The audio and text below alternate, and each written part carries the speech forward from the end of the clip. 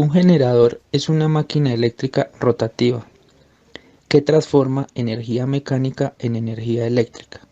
Lo consigue gracias a la interacción de los dos elementos principales que lo componen, la parte móvil llamada rotor y la parte estática denominada estator.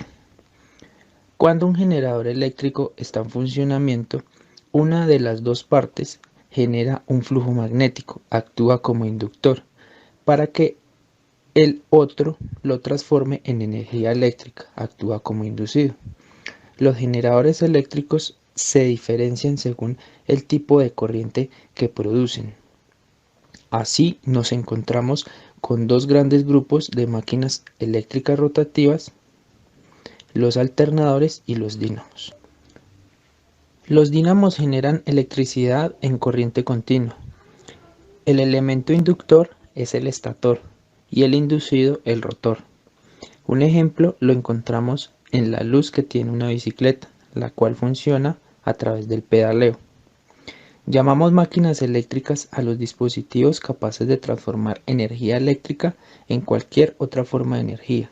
Las máquinas eléctricas se pueden dividir en máquinas eléctricas rotativas, que están compuestas de partes giratorias como los dínamos, alternadores y motores, y las máquinas eléctricas estáticas, que no disponen de partes móviles como lo son los transformadores.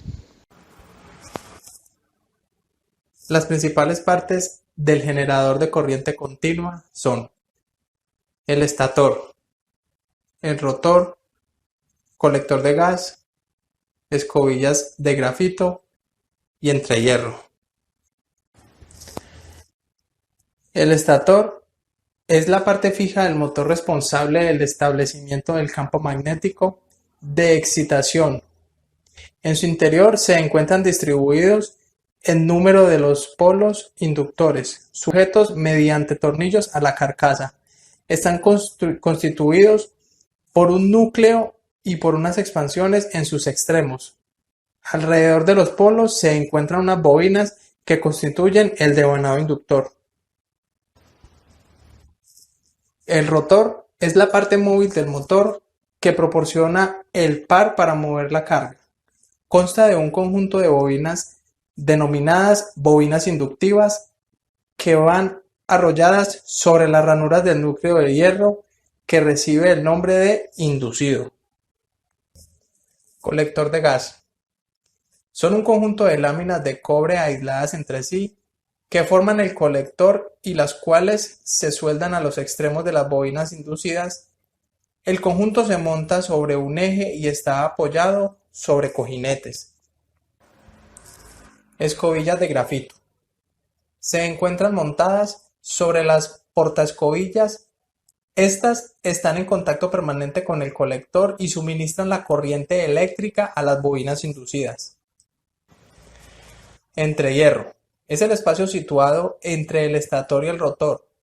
Es donde el flujo magnético pasa de uno a otro.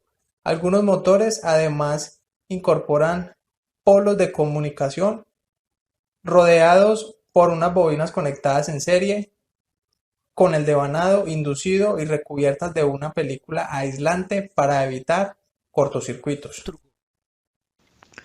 Funcionamiento de un motor de corriente continua. Un motor de corriente continua permite regular continuamente la velocidad del eje y obtener un par de arranque elevado. Para ello es necesario aplicar una corriente continua tanto por el inducido como por el inductor. Al acelerar el motor de la fuente de alimentación, la corriente circula por las bobinas inductoras, creando un electroimán y creando el campo magnético que necesitamos. Esta corriente continua también circula por las bobinas inducidas a través de las escobillas del colector. Una vez establecido el campo magnético, los pares de fuerza que actúan sobre las bobinas inducidas la obligarán a girar y con ellas girará todo el motor.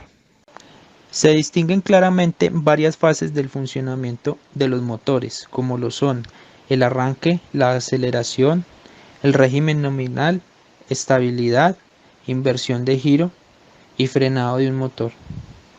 Con esto terminamos. Esperamos que haya sido de su agrado. Muchas gracias por la atención.